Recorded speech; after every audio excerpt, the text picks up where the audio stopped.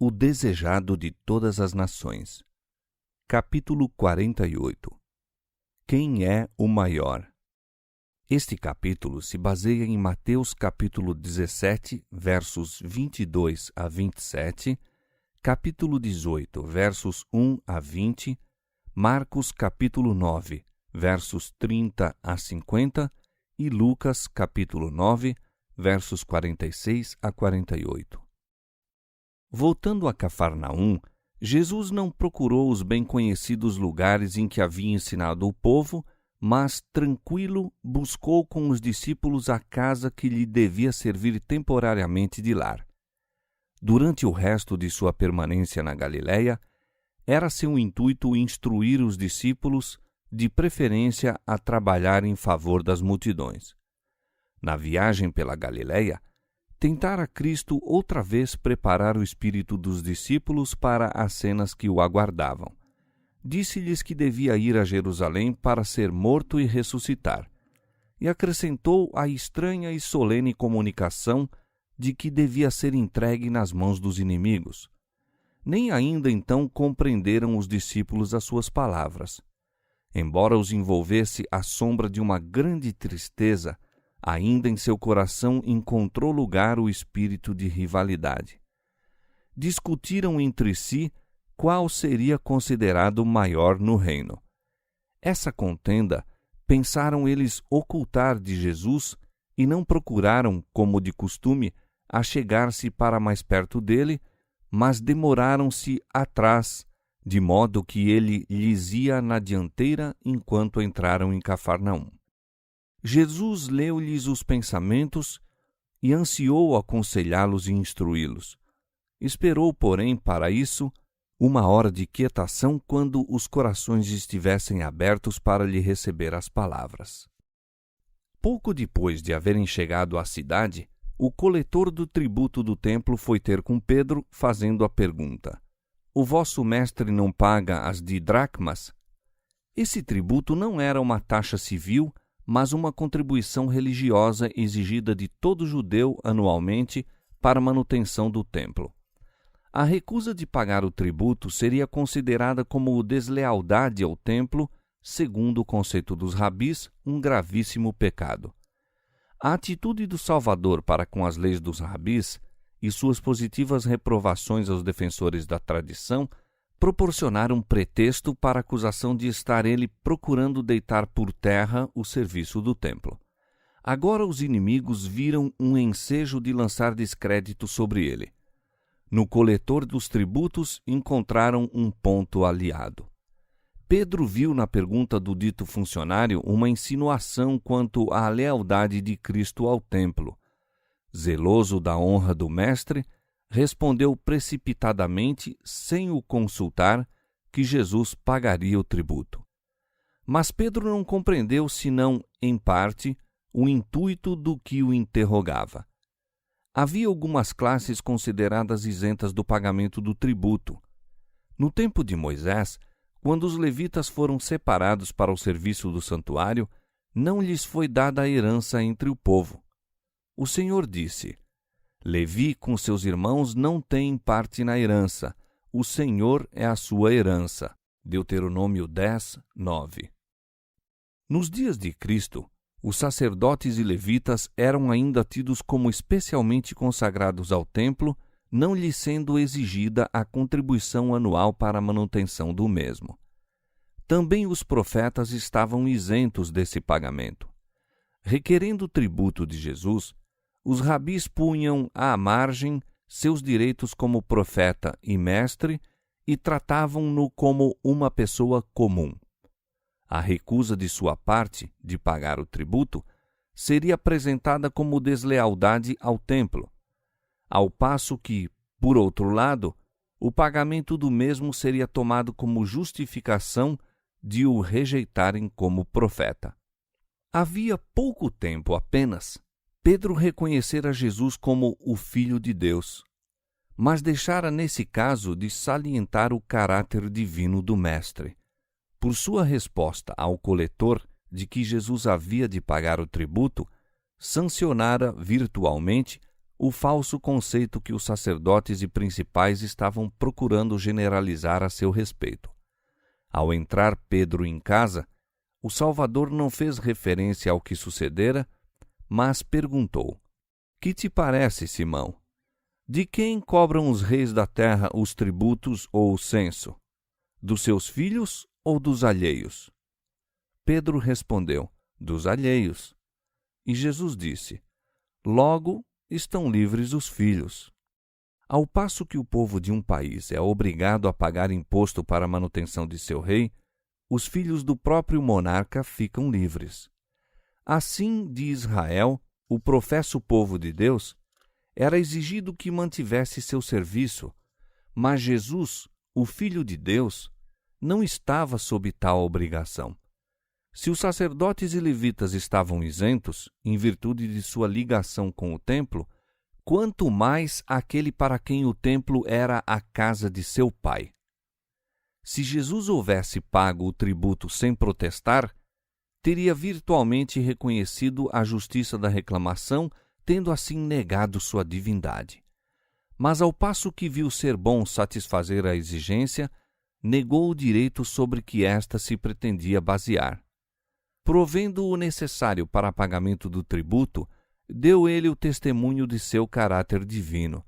Foi demonstrado que ele era um com Deus e, portanto, não se achava sob tributo como um simples súdito do reino. Vai ao mar, disse ele a Pedro, lança o anzol, tira o primeiro peixe que subir e, abrindo-lhe a boca, encontrarás um estáter. Toma-o e dá-o por mim e por ti. Conquanto houvesse revestido sua divindade com a humanidade, revelou, nesse milagre, a sua glória. Era evidente ser este aquele que, por meio de Davi, declara: Porque meu é todo animal da selva e as alimárias sobre milhares de montanhas. Conheço todas as aves dos montes, e minhas são todas as feras do campo. Se eu tivesse fome, não te diria, pois meu é o mundo e a sua plenitude. Salmo 50, versos 10 a 12. Conquanto Jesus tornasse claro não se achar sob a obrigação de pagar o tributo, não entrou em discussão com os judeus a respeito do assunto, pois teriam interpretado mal suas palavras, virando-as contra ele. Para não escandalizá-los por não dar o tributo, fez aquilo que não lhe poderia com justiça ser exigido. Essa lição deveria ser de grande valor para os discípulos. Notáveis mudanças se haveriam em breve operar nas relações deles para com o serviço do templo, e Cristo os ensinou a não se colocarem desnecessariamente em antagonismo com a ordem estabelecida. Deveriam, o quanto possível, evitar dar ocasião a que sua fé fosse mal interpretada. Conquanto os cristãos não devam sacrificar um único princípio da verdade, cumpre-lhes evitar debates sempre que isso seja possível. Quando Cristo e os discípulos se achavam a sós em casa, enquanto Pedro se dirigia ao mar, Jesus chamou os outros a si e perguntou: Que estáveis vós discutindo pelo caminho? A presença de Jesus e sua pergunta fizeram a questão aparecer-lhes num aspecto inteiramente diverso daquele em que a tinham considerado quando estavam pelo caminho. A vergonha e um sentimento de condenação própria fê-los emudecer. Jesus lhes dissera que havia de morrer por amor deles, e sua egoísta ambição achava-se em doloroso contraste com o abnegado amor dele. Quando Jesus lhes disse que havia de ser condenado à morte e ressurgir dos mortos, buscava atraí-los a uma conversação a respeito da grande prova de fé por que haviam de passar. Houvessem os discípulos estado prontos a receber o que ele lhes desejava comunicar, e ter-se-iam poupado a atroz angústia e desespero. Suas palavras lhes teriam levado consolo na hora de se verem privados dele, cheios de decepção. Mas, se bem que lhes houvesse falado tão claramente acerca do que o aguardava, a menção de sua próxima ida a Jerusalém lhes suscitou novamente as esperanças de que o reino estava para ser estabelecido. Isto levara à questão quanto a quem deveria ocupar os mais altos lugares. Voltando Pedro do mar, contaram-lhe os discípulos a pergunta do Salvador, e por fim alguém se animou a perguntar a Jesus: quem é o maior no reino dos céus? O Salvador reuniu os discípulos em torno de si e disse-lhes: se alguém quiser ser o primeiro, será o derradeiro de todos e o servo de todos. Havia nestas palavras uma solenidade e impressividade que os discípulos estavam longe de compreender. O que Cristo discernia não podiam ver. Não compreendiam a natureza de seu reino, e esta ignorância era a causa aparente de sua contenda. A causa real, porém, jazia mais fundo. Explicando a natureza de seu reino, Cristo acalmaria temporariamente a questão. Isto, no entanto, não teria tocado no motivo básico. Mesmo depois de haverem recebido o mais pleno conhecimento, ter-se-ia renovado a dificuldade a qualquer questão de precedência. Assim sobreviria a ruína à Igreja de Cristo depois de sua partida. A luta pelo mais alto lugar era a operação do mesmo Espírito que dera origem à grande controvérsia nos mundos de cima e trouxera a Cristo do céu para morrer. Diante dele surgiu a visão de Lúcifer, o filho da alva, sobrepujando em glória a todos os anjos que rodeavam o trono e ligado pelos mais íntimos laços ao Filho de Deus. Lúcifer dissera: serei semelhante ao Altíssimo. Isaías capítulo 14, versos 12 e 14. E o desejo de exaltação própria levara conflito às cortes celestiais e banira uma multidão das hostes de Deus. Houvesse, na verdade, Lúcifer desejado ser semelhante ao Altíssimo, e nunca teria perdido o lugar que lhe fora designado no céu, pois o Espírito do Altíssimo manifesta-se em abnegado ministério. Lúcifer desejava o poder de Deus, mas não o seu caráter. Buscava para si mesmo o mais alto lugar, e toda criatura que é movida por seu espírito fará o mesmo. Assim serão inevitáveis a separação, a discórdia e a contenda. O domínio torna-se o prêmio do mais forte. O reino de Satanás é um reino de força. Cada indivíduo considera todos os outros como obstáculo no caminho de seu próprio progresso ou um degrau sobre o qual pode subir para chegar a uma posição mais elevada. Enquanto Lúcifer reputava o ser igual a Deus uma coisa de que se devesse apoderar, Cristo, o exaltado, aniquilou-se a si mesmo, tomando a forma de servo, fazendo-se semelhante aos homens, e achado na forma de homem, humilhou-se a si mesmo, sendo obediente até a morte e morte de cruz. Filipenses 2, 7 e 8. Agora a cruz se achava justamente diante dele, e seus próprios discípulos estavam tão cheios de interesse egoísta, o próprio espírito do reino de Satanás, que não lhes era possível encher-se de compassivo interesse para com seu Senhor, ou mesmo compreendê-lo ao falar de sua humilhação por eles. Muito ternamente, mas com solene acento, Jesus procurou corrigir o mal. Mostrou qual o princípio que domina no reino do céu e em que consiste a verdadeira grandeza, segundo a estimativa das normas do alto.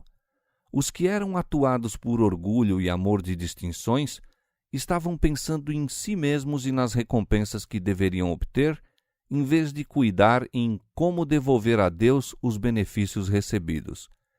Eles não teriam lugar no reino do céu, pois achavam-se identificados com as fileiras de Satanás.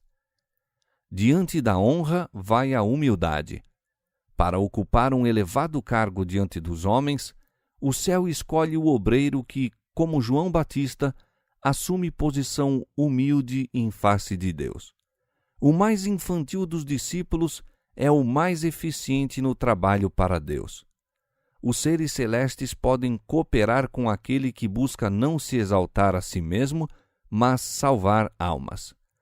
Aquele que mais profundamente sente sua necessidade de auxílio divino há de pedi-lo, e o Espírito Santo lhe dará vislumbres de Jesus que lhe fortalecerão e elevarão a alma. Da comunhão com Cristo, sairá ele para trabalhar pelos que estão perecendo em seus pecados. Está ungido para sua missão, e é bem-sucedido onde muitos instruídos e intelectualmente sábios fracassariam. Mas quando os homens se exaltam a si mesmos, sentindo que são uma necessidade para o êxito do grande plano de Deus, o Senhor faz com que sejam postos de lado. Torna-se evidente que o Senhor não depende deles. A obra não se detém por causa de seu afastamento da mesma, mas vai avante com maior poder. Não bastava aos discípulos de Jesus o serem instruídos quanto à natureza de seu reino. O que necessitavam era uma mudança de coração que os pusesse em harmonia com seus princípios. Chamando a si uma criancinha, Jesus colocou no meio deles e, envolvendo ternamente o pequenino nos braços, disse: Em verdade vos digo que, se vos não converterdes e não vos fizerdes como meninos, de modo algum entrareis no reino dos céus. A simplicidade, o esquecimento de si mesma e o confiante amor de uma criancinha são os atributos estimados pelo céu. São esses os característicos da verdadeira grandeza. Jesus tornou a explicar aos discípulos que seu reino não se caracteriza por terrena dignidade e ostentação. Junto a Jesus, esquecem-se todas estas distinções. O rico e o pobre, o instruído e o ignorante se encontram sem nenhuma ideia de classe ou mundana preeminência. Todos se aproximam como almas compradas por sangue, igualmente dependentes daquele que as redimiu para Deus. A alma sincera e contrita é preciosa diante de Deus. Ele coloca o seu sinete sobre os homens, não por posição, não por fortuna, não por sua grandeza intelectual, mas pela sua unidade com Cristo. O Senhor da Glória fica satisfeito com aqueles que são mansos e humildes de coração. Também me deste o escudo da tua salvação, e a tua mansidão, como elemento no caráter humano, me engrandeceu. Salmo 18, verso 35.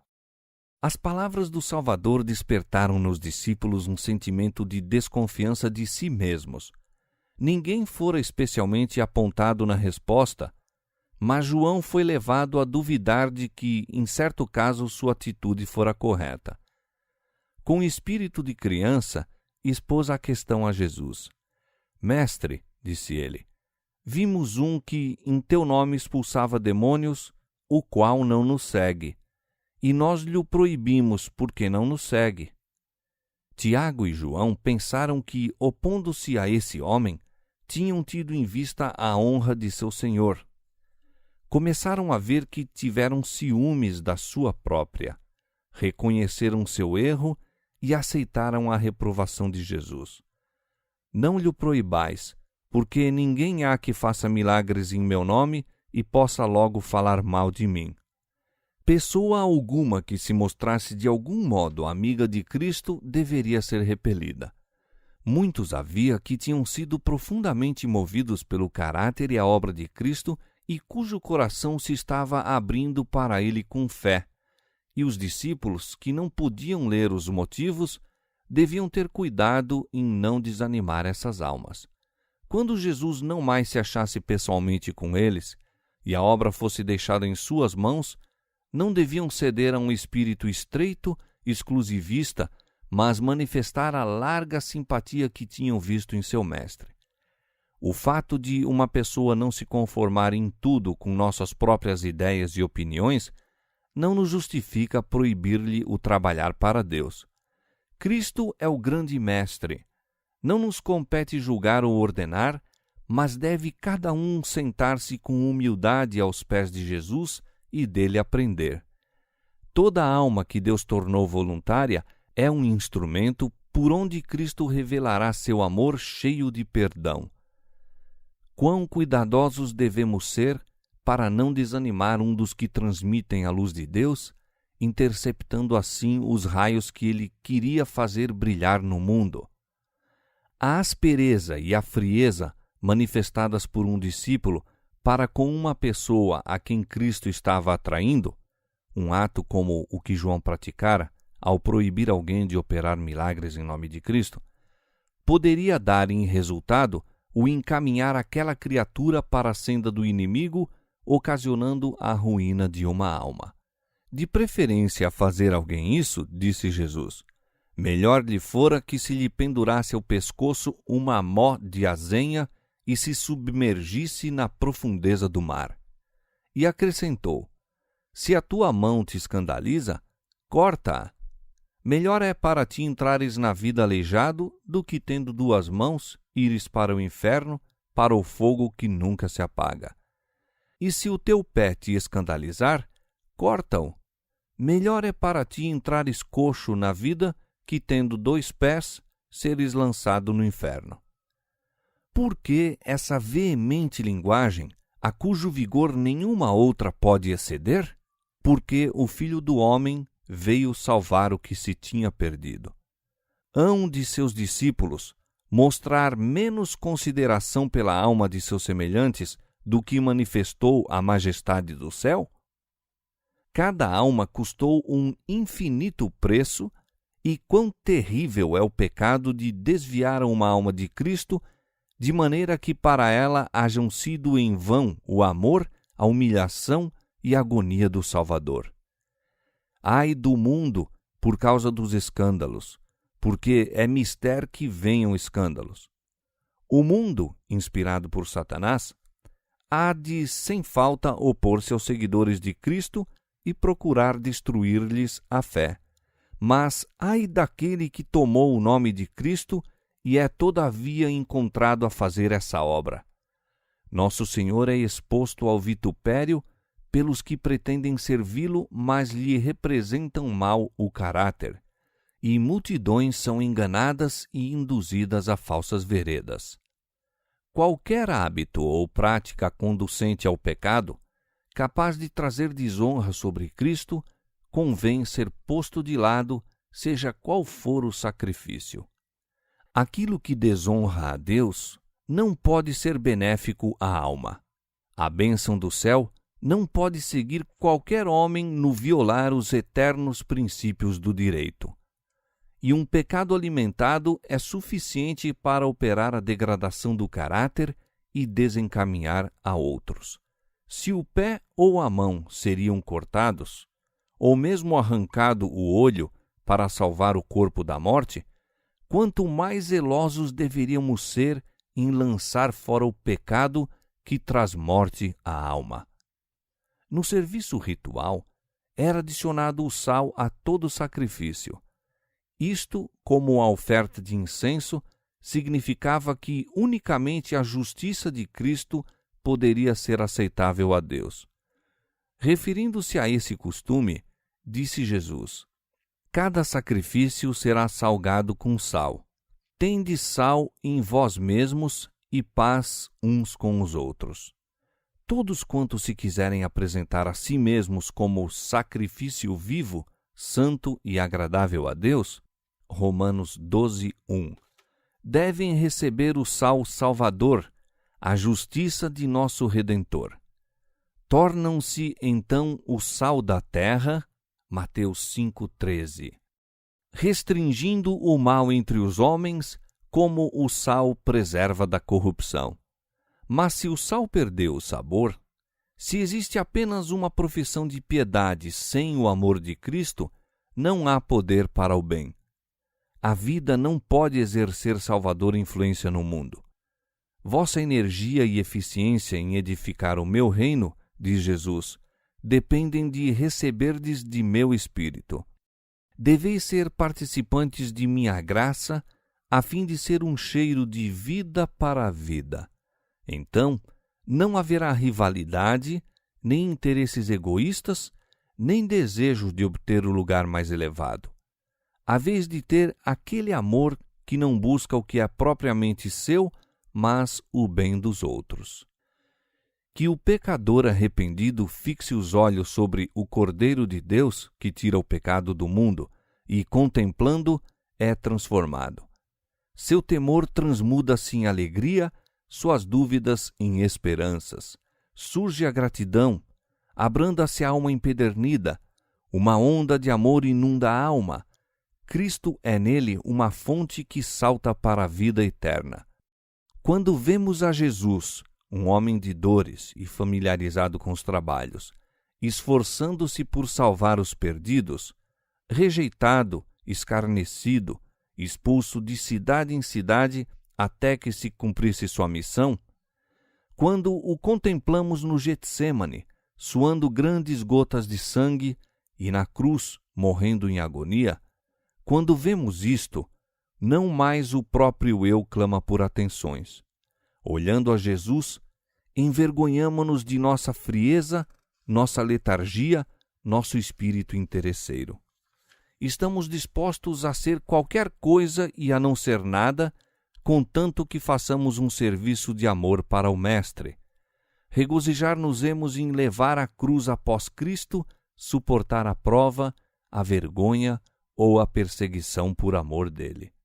Nós, que somos fortes, devemos suportar as fraquezas dos fracos e não agradar a nós mesmos. Romanos 15, 1. Nenhuma alma que creia em Cristo, embora seja fraca a sua fé e seus passos vacilantes como os de uma criancinha, deve ser desconsiderada. Por tudo que nos confere vantagem sobre outros, seja educação e refinamento, seja nobreza de caráter, educação cristã ou experiência religiosa, achamo-nos em dívida para com os menos favorecidos. E, o quanto estiver ao nosso alcance, cumpre-nos ajudá-los. Se somos fortes, devemos sustentar as mãos do fraco. Anjos de glória que contemplam continuamente a face do Pai no céu, regozijam-se em servir aos seus pequeninos. Almas trementes com muitos objetáveis traços de caráter são seu particular encargo. Os anjos se acham sempre presentes onde mais necessários são, ao lado dos que têm a mais dura batalha a combater contra o próprio eu e cujo ambiente é o mais desanimador. E neste ministério hão de cooperar os verdadeiros seguidores de Cristo. Se um desses pequeninos for vencido e cometer uma falta contra vós, é vosso trabalho então buscar restaurá-lo. Não espereis que ele faça o primeiro esforço para a reconciliação. Que vos parece, disse Jesus, se algum homem tiver 100 ovelhas e uma delas se desgarrar, não irá pelos montes deixando as 99 em busca da que se desgarrou? E se porventura a acha, em verdade vos digo que maior prazer tem por aquela do que pelas 99 que não se desgarraram. Assim também, não é vontade de vosso Pai que está nos céus que um desses pequeninos se perca. Em espírito de mansidão, olhando por ti mesmo para que não sejas também tentado, Gálatas 6, 1. Vai ter com o que está em falta e repreende-o entre ti e ele só. Não o exponhas à vergonha contando suas faltas aos outros, nem desonres a Cristo tornando público o pecado ou o erro de uma pessoa que lhe usa o nome. Muitas vezes, a verdade deve ser francamente dita ao que está em erro.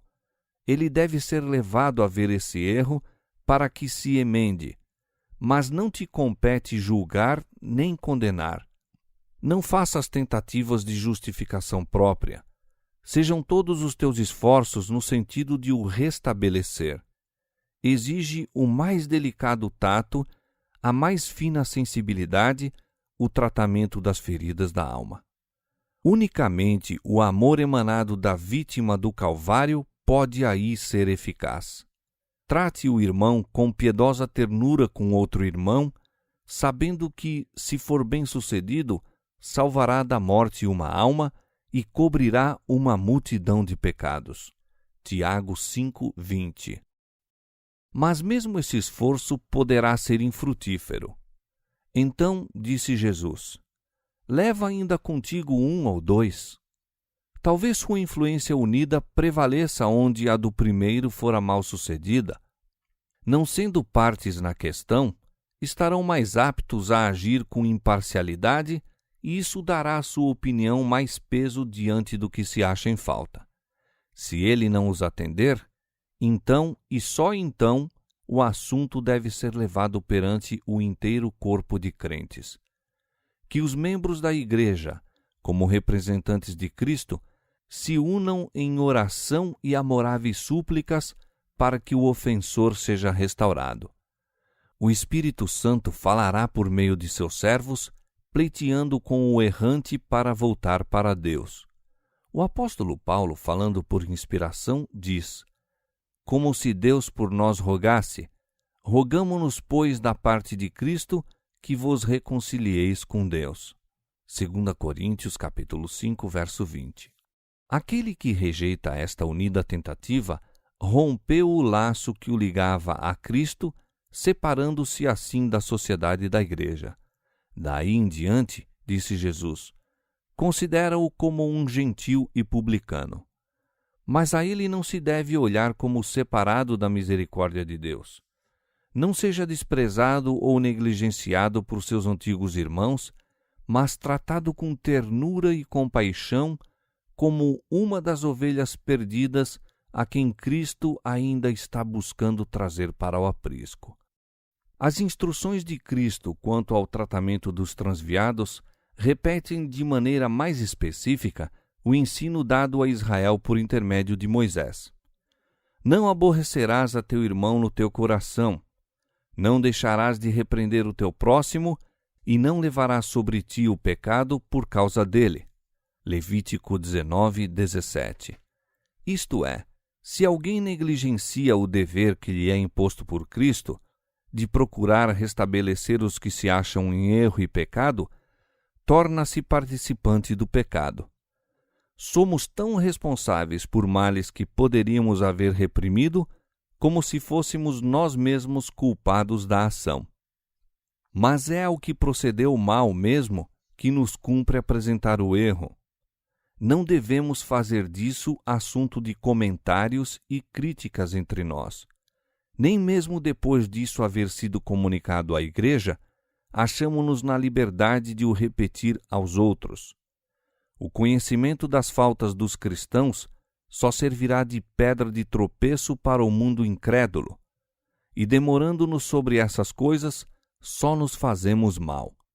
Pois é pela contemplação que somos transformados. Ao procurarmos corrigir os erros de um irmão, o Espírito de Cristo nos levará a resguardá-lo quanto possível até da crítica dos próprios irmãos, quanto mais de censura do mundo incrédulo. Nós mesmos somos falíveis e necessitamos da piedade e do perdão de Cristo, e da mesma maneira que desejamos que nos trate, pede-nos que nos tratemos uns aos outros. Tudo o que ligardes na terra será ligado no céu, e tudo o que desligardes na terra será desligado no céu. Estais agindo como embaixadores do céu, e os resultados de vossa obra são para a eternidade. Não temos, porém, de tomar sozinhos esta grande responsabilidade. Onde quer que sua palavra seja obedecida com sinceridade de coração, aí habita Cristo. Ele não somente se acha presente nas assembleias da Igreja, mas onde quer que discípulos, por poucos que sejam, se reúnam em seu nome, ali também estará. E diz: se 2 de vós concordarem na terra acerca de qualquer coisa que pedirem, isso lhe será feito por meu Pai que está nos céus. Jesus diz: meu Pai que está nos céus, como a lembrar os discípulos de que, enquanto por sua humanidade ele se lhes acha ligado, participante das provações deles e compadecendo-se deles em seus sofrimentos, por sua divindade está em comunicação com o trono do infinito. Maravilhosa certeza! Os seres celestes unem-se aos homens em simpatia e trabalho pela salvação daquilo que se havia perdido. E todo o poder do céu é posto ao lado da habilidade humana para atrair almas a Cristo.